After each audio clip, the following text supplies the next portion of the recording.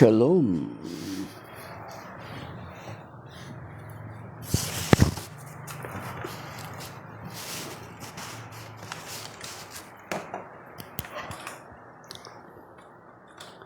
Isang mapagpalang umaga po sa ating lahat.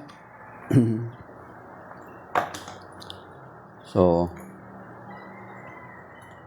katulad ng kanina nag-live po ako for prayer intercession at may nag-comment na si Raisky na member ng Inc. isa siyang isa siyang Inc. member. As I am doing a prayer intercession, nag-comment siya na kasinungalingan lang daw. Puro kasinungalingan. Actually, maybe na usually lahat naman ng member halos ng Iglesia ni Cristo 1914, Inc. 1914 dito sa Pilipinas ay mga dati ring Katoliko. So itong si Raisky nag-comment nga about sa kasinungalingan. Siguro tanungin natin siya, ano ba yung kasinungalingan na sinasabi niya? Of course, ibabalik din natin sa kanya yung sinasabi niya. Kasi kung minsan, para maintindihan niya rin yung sinasabi niya. Una-una, yung sinasabi nila na natalikod daw yung iglesia na itinatag ng Panginoon. Ang tanong is, kailan ito natalikod?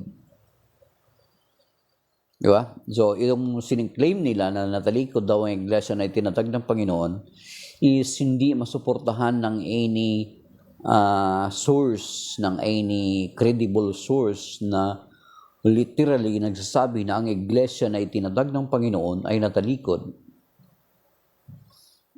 Di ba? So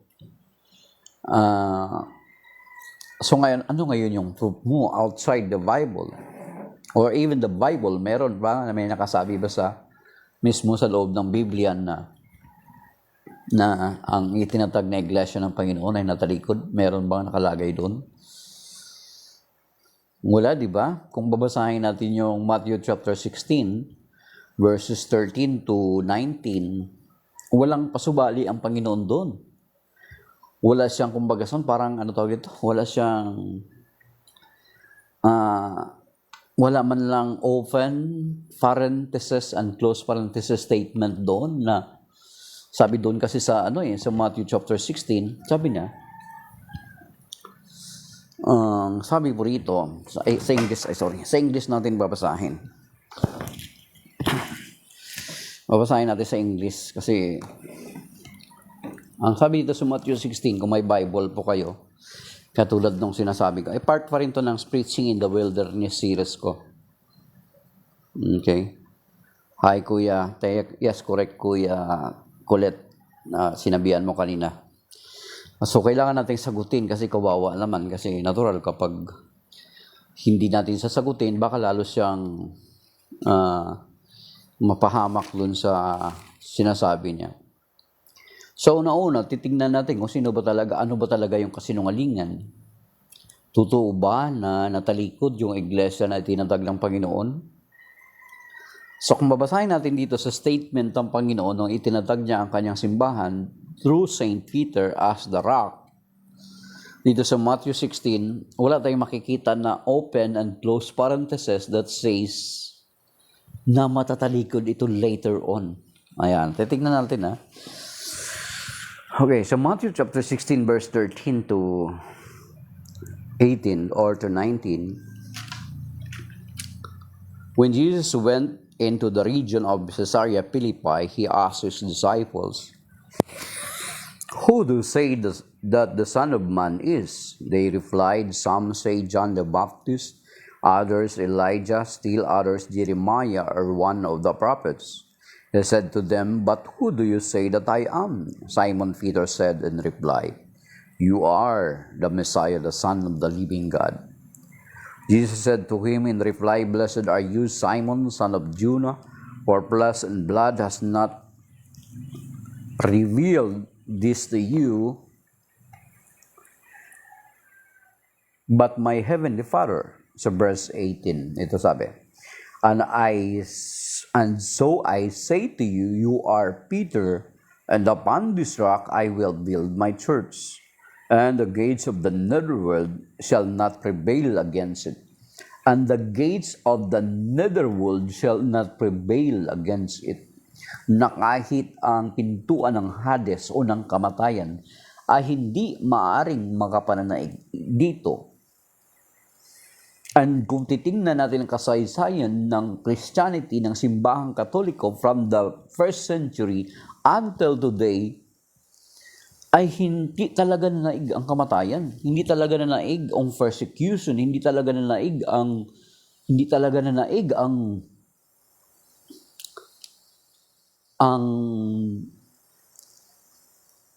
pang-aatake sa kanya. Simula ng first century, simula ng 33 AD.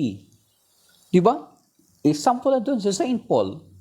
Siya yung persecutor na instead na mapatay niya yung mga mananampalataya, siya ay nagkaroon ng conversion in the road of Damascus in Acts chapter 9. Di ba? May sulat siya galing sa mga leaders ng Jewish leaders para hulihin ang mga taong sumasampalataya sa Panginoong Jesucristo. So instead na ma-convert niya or matakot niya or maubos niya, ma-wipe out niya mga sumasampalataya sa Panginoong Jesucristo because of fear, because of his attack, instead, siya ang na-convert sa road of Damascus. So you see, during the first century, they are under the rule of Roman Empire. Up to almost 3rd century. So di ba grabe yung severe yung persecution. Ang mga Kristiyano, ng mga Katoliko noon, nag-celebrate sila ng breaking of the bread sa mga catacomb. Pinapatunayan ito ng mga ebidensya na nakita ng mga archaeologists na may mga palatandaan na doon sila nagdiriwang ng kanilang breaking of the bread or Last Supper or the Eucharist as we called it today. So, grabe yung persecution nun sa kanila kapag mahuli ka na Kristiyano ka, patay ka, pakain ka sa leon, susunugin ka, ipapako sa krus, pakuluan ka sa mantika. Di ba? Marami kayong mga obispo, si Saint Athanasius, si Clement, or marami tayong mga obispo. Maging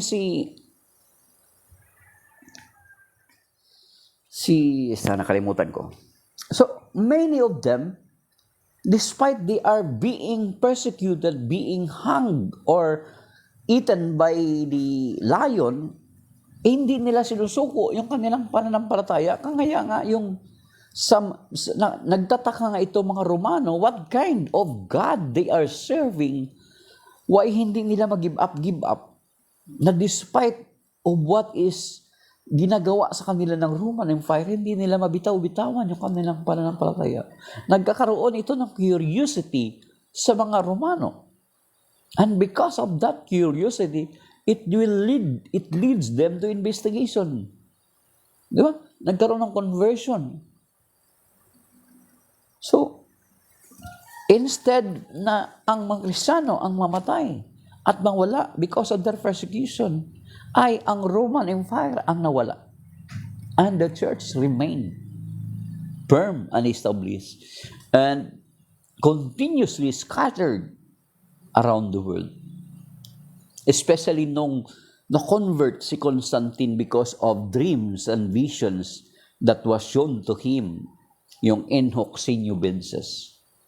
Kasi nagkaroon ng rivalry si Constantine noon during the time in his period of leadership, nagkaroon ng rival at nagkaroon siya ng vision na Enhoc Sinubensis.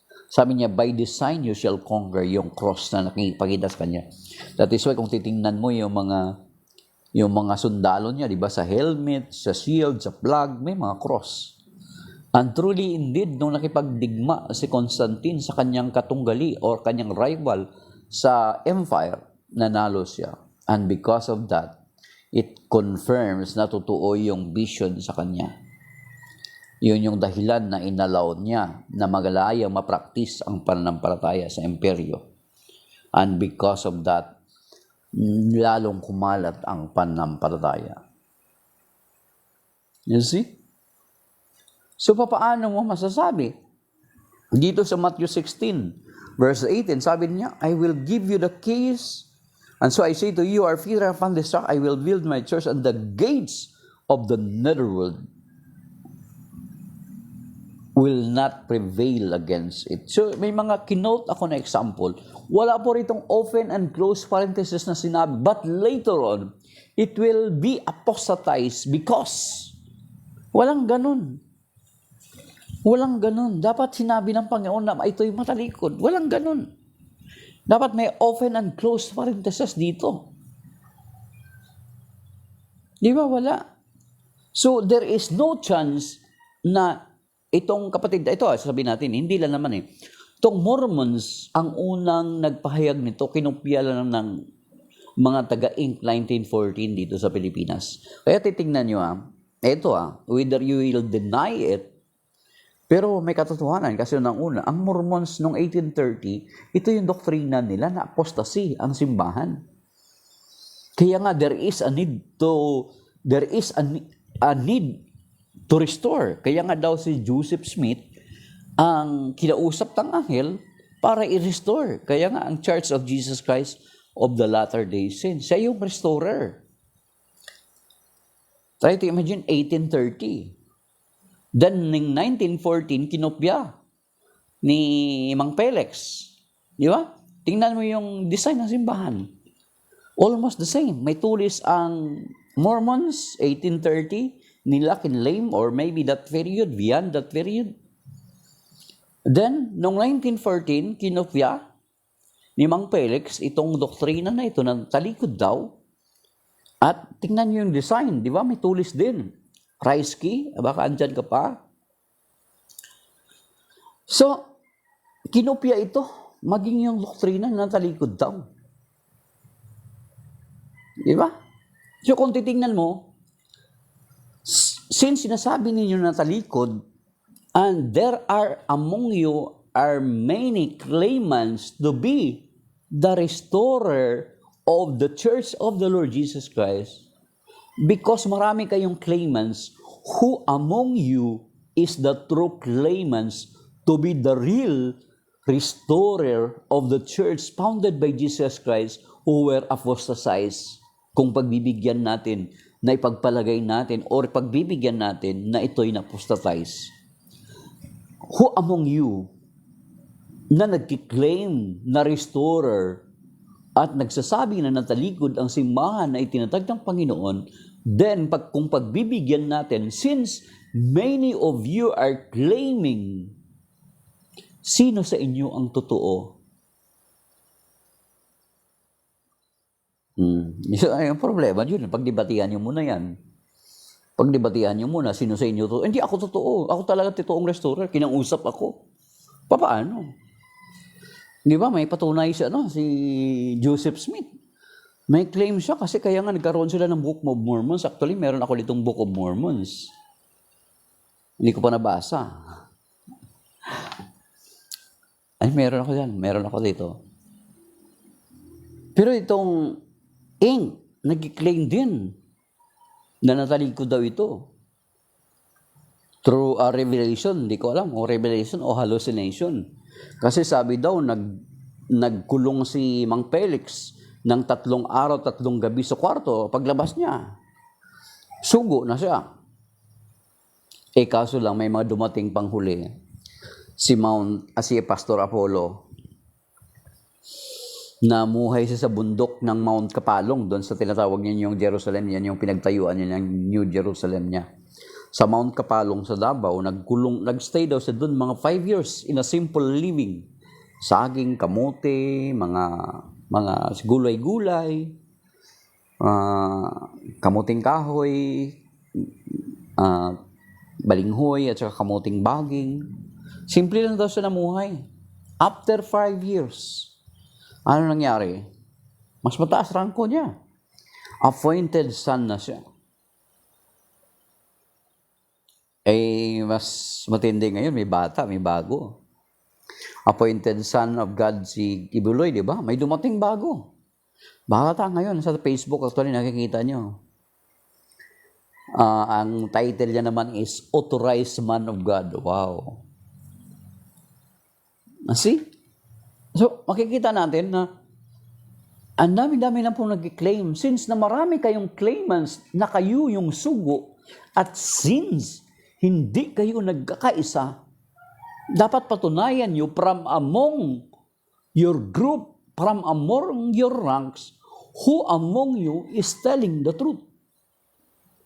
Kasi since sinasabi nyo na you came from God, but yet you are not divided, you are not united, then we can, or I can easily conclude that you are not came from God.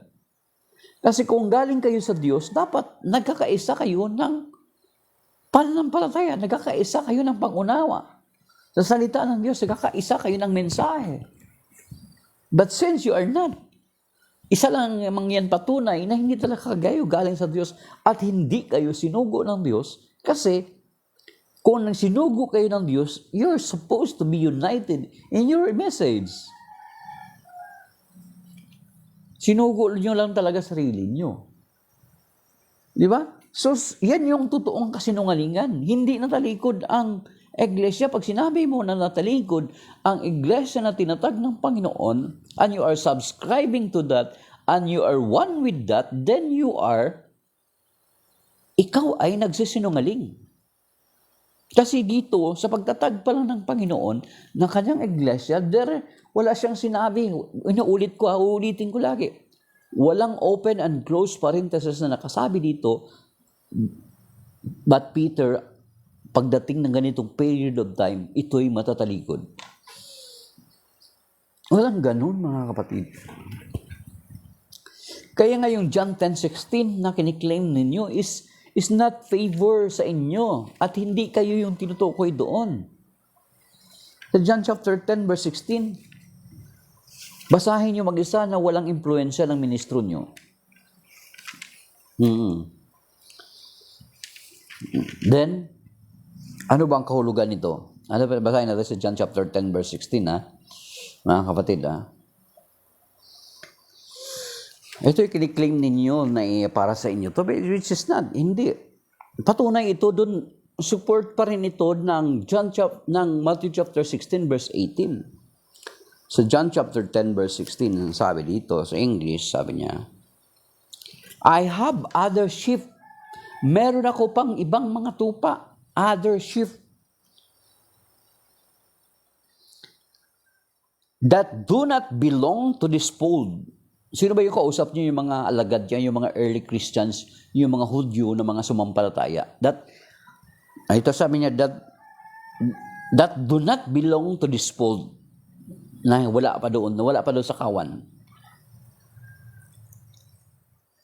This also I must lead, and they will hear my voice, and there will be one flock and one shepherd. So, isang flock lang and one shepherd. Hindi sinabi na there will be another flock and another shepherd. No! Walang ganon, Raiski. There will be one flock and one shepherd. Hindi sinabi ng Panginoon dito, ang Panginoon Kristo pa rin nagsasalita dito, that there will be another flock and one shepherd to come. Walang ganon. Intindihin mo na maigi, basahin mo sa Tagalog. Wala po sinabi ang Panginoon that there will be another flock and another shepherd. So ito, support ito doon sa Matthew 16, I will build my church. Hindi niya sinabi, there will be another church. Or else, magiging plural dapat ang sinabi ng Panginoon, I will build my churches. Hindi sinabing ganun. Basic English. Singular. Diba? So, hindi mo pwede sabihin na mali. I-support ito, John 10:16, ito, patunay ito, suporta ito doon na isa lang ang kawan at isa magiging pastol. As a matter of fact, sa John chapter 21, bago aakyat ang Panginoon sa langit nang nagpakita siya sa mga alagad, ay kinausap ni San Pedro, di ba? Tinanong niya doon, Pedro, minamahal mo ba ako? Di ba? Anong sinabi ni Pedro? Opo, mahal kita, Panginoon. Bakanin mo ang aking mga tupa. Ito, sabi dito. So, John chapter 21 verses 15. Ito, basahin na lang natin. When they had finished breakfast, Jesus said to Simon Peter, Simon, son of John. Ito, basahin natin.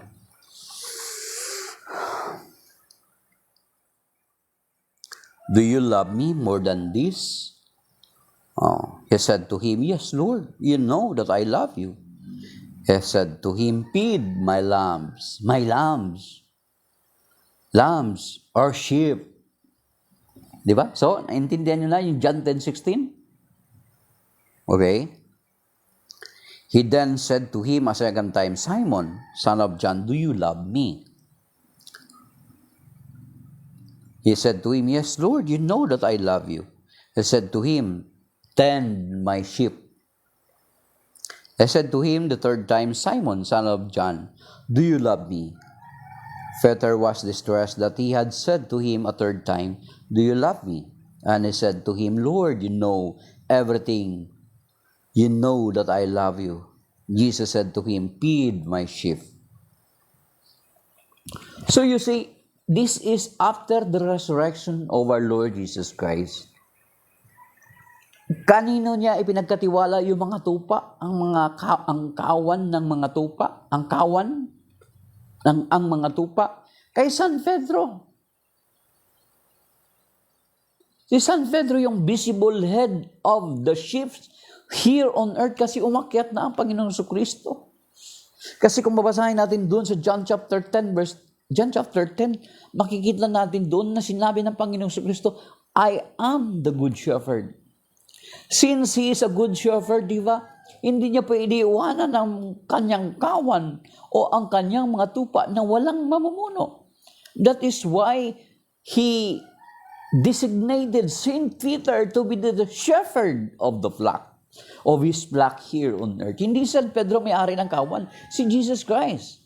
Pero ipinagkatiwala niya kay San Pedro ang pagpapakain sa mga tupa. You see, hindi niya ipinagkatiwala kung kanino man. Ay San Pedro, na-reaffirm niya si San Pedro noong itinatag niya kanyang iglesia doon sa Matthew 16. Ito reaffirmation kasi after na ito ng resurrection kasi dininay sa ni Saint Peter ng 3 beses noong siya ay pinapahirapan. Di ba? So walang sinabi na there will be another flock. No. Yung Jews and the Gentiles, there will be only one flock. Kaya nga doon sa Ephesians chapter 4, verse 5 to 6, maging si Saint Paul, sinabi niya doon na, ang sinabi po rito,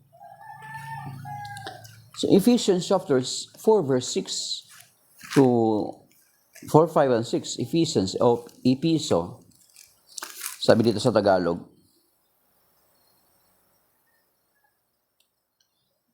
Verse 5, may isa lamang Panginoon, isang pananampalataya at isang bautismo. Isa lamang Panginoon, isang pananampalataya at isang bautismo. There will be only one faith. Kaya nga, obviously, very obvious, na itong mga nagsilipana ngayon at nagsilabasan ngayon na mga sekta o pananampalataya ay hindi talaga sugo or sinugo ng Panginoon. They just appointed themselves. They just proclaimed themselves as sugo, as propeta daw. Diba? Iba-ibang title ngayon ang lumalabas. Mayroong Master Pope.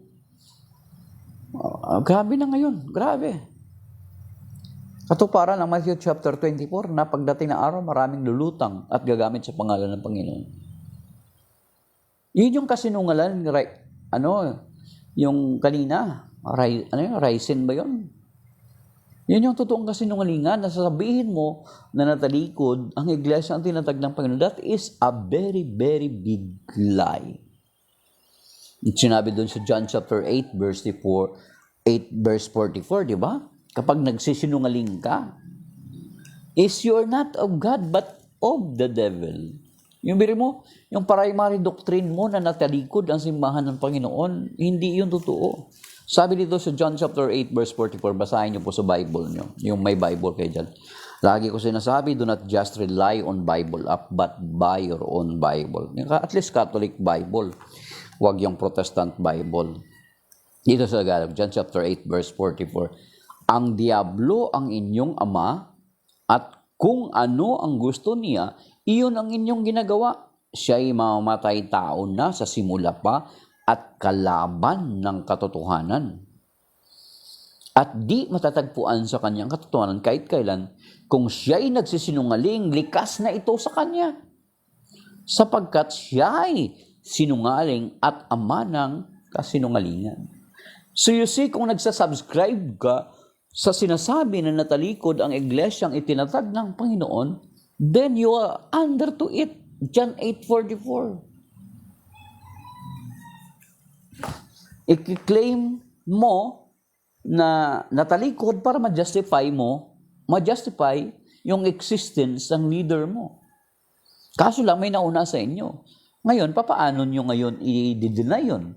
Since may nauna sa inyo nag-claim na natalikod, kinopya nyo lang. Ay, hindi naman papayag yung nauna sa inyo na nag-claim na siya yung restorer. Si Joseph Smith. As a matter of fact, nagkopya lang kayo ng tulis. Di ba? So, paano yun? Nauna sa inyo, paano? Pasinungalingan nyo muna yun. Sila may mas pinanghahawakan na libro. Pakita ko sa inyo. May pinanghahawakan silang libro. Kayo wala.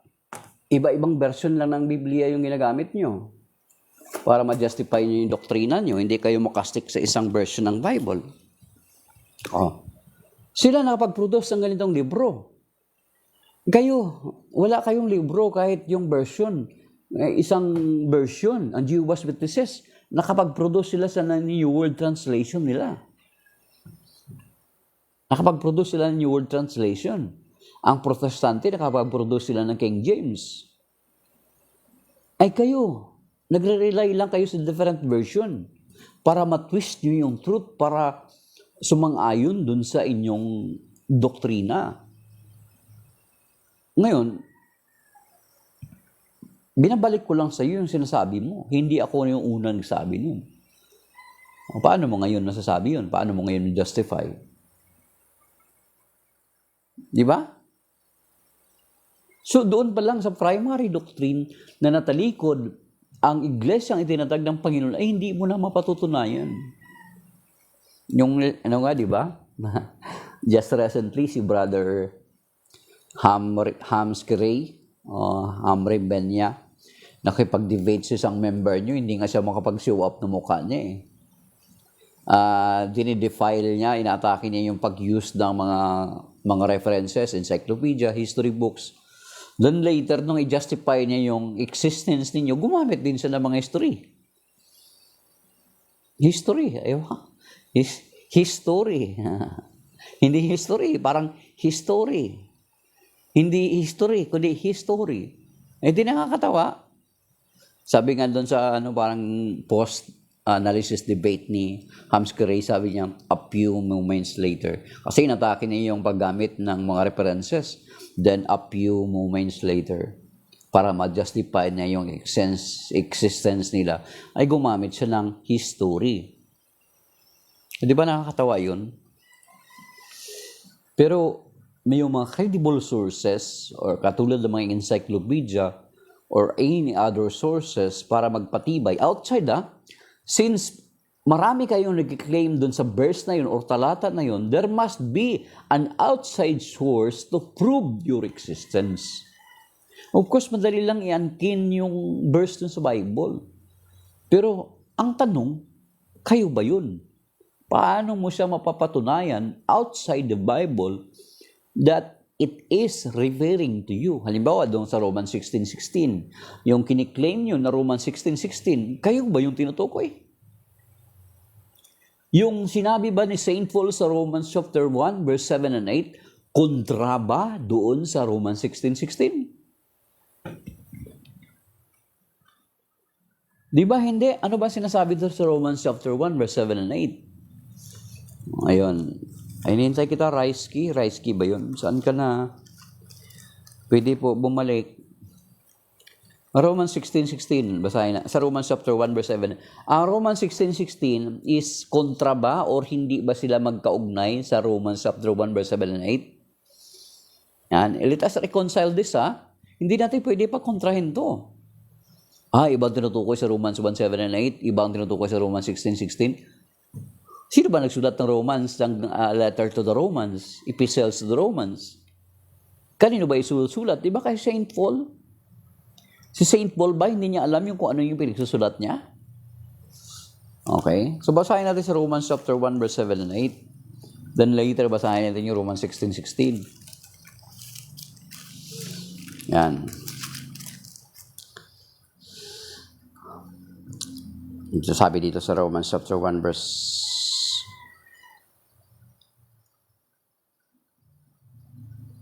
dito sa Tagalog ng MBB walang 7 pero dito na lang sa English. Parang direct na lang sa 8. Romans chapter 1 verse 7 and 8. Pag ibuksan niyo yung Bible niyo, kung sino nakauna kabasa, may premyo kay Lord. Amen. Lord, sige Lord. Para wag yung Bible app, masana ito yung bumasa ng Bible natin all sa Bible app. Kasi kuminsan nakakalungkot kahit mga lector, commentator na hindi pa rin marunong magbasa ng Bible. Hindi pa rin marunong maghanap kung saan ng Bible, yung book. Na sanay na lang sa misalet. Sabi dito, sa Romans chapter 1 verse 7 and 8, sabi dito, to all the beloved of God in Rome, take note, this letter was written or wrote by Saint Paul in the 1st century. Sabi dito, to all the beloved of God in Rome, mga minamahal ng Diyos sa Roma, called to be holy, tinawag upang maging banal. Ang biyaya at kapayapaan ng Diyos na ating Ama at ng ating Panginoong Jesucristo. Sabi niya. Then verse 8, First, I give thanks to my God through Jesus Christ for all of you. He is referring to Christians in Rome, mga believers doon, noong 1st century, because your faith is heralded throughout the world. Ibig sabihin, heralded is dinig na dinig, balitang-balita sa buong mundo ang inyong pananampalataya. Kasi biri mo, from in the middle of the very persecutor of the church, andun yung mga matitinding mananampalataya. Kasi kaya your faith is heralded throughout the world, balitang-balita sa buong daigdig inyong pananampalataya. Kasi despite of persecution ng Roman Empire, andun mismo sila sa loob ng empire na penetrate. Then pagdating sa Romans 16:16, iba ba ang tinutukoy doon? Yun ba ay hula na sinulabi ni Saint Paul na magaganap sa Pilipinas? Hindi. Yun ay tumutukoy din sa sinasabi ni Saint Paul sa Romans chapter 1, verse 7 and 8. And it is not referred to any churches who claim that verse. Yun yung mga kapatid. So yun yung kasinungalingan. Pag inangkin nyo yun na hindi naman para sa inyo, yun yung kasinungalingan. Risen. May plug italika. So identified ka na kaagad. So, yun yung totoong kasinungalingan. And kung titingnan natin in that 1st century, kung titingnan natin ang record ng kasaysayan, ano bang mga mananampalataya, ano bang Christian community ang meron doon noong 1st century? Is it Baptist? Is it Mormons? Is it Jehovah's Witnesses? It is Anglican? Lutheran? Wala. Hindi, di ba? Bakit? Yung mga na-mention na mga sekta, ay kailan lang po itinatag ng mga tao. Diba? Katulad ng Mormons, 1830. Yung Baptist, di ba? Ang Anglican. Episcopal yan, Methodist, Lutheran. Kailan lang yan itinatag? 16th century lang and beyond. Ang Enk, 1914 lang. Wala pong ganun. Kung meron man kayo, inaangkin nyo yung hula sa Isaya, na hindi naman yun patungkol sa inyo. Patungkol yun kay King Cyrus. Diba? Yan yung kasinungalingan. Hindi pwede ang isang simbahan para manatili ka lang na nag-exist ay manangan ka sa kasinungalingan or else you will be under the trap of the devil. John 8:44. Kahit maliit lang yan ang kasinungalingan. Kaya nga tayo ng mga Katoliko, lalo na tayong mga naglilingkod, you are supposed to be ay hindi ma-engage sa kahit kaunting kasinungalingan lang. Kaya ako kapag sa tingin ko nakapag-commit ako ng kasinungalingan, kung sa tingin mo minor lang, pwede mo pagdala yung general absolution sa mass. Pero kapag hindi ko kino-consider na minor lang yung pagsisinungaling kasi once na nagsisinungaling ka ay napapailalim ka lang sa bitag ng demonyo. Dapat makumpisal talaga siya. Mga kapatid. So, hindi po natalikod at hindi matatalikod ang iglesia ang tinatag ng Panginoon. Justification lang yan ng mga kapatid natin sa ibang sekta para ma-justify nila ang kanilang existence. So, maybe that is by now. Shalom. Maraming salamat sa kay Kuya Kulet at Gloria at yung yung mga dumaan at sa nag-like. So, yun lang, maaari. Although ito napakalawak naman to eh. May mga Old Testament supports pa na mga verses sa Bible na nagpapatunay na hindi talaga matatalikod ang iglesia na itinatag ng Panginoon. So, maybe that is by now kasi haba-haba na rin yung oras kong ginamit. Intercession and then itong pag-share ko sa inyo. So, salamat and may God bless us all mga kapatid. Shalom and see you next time.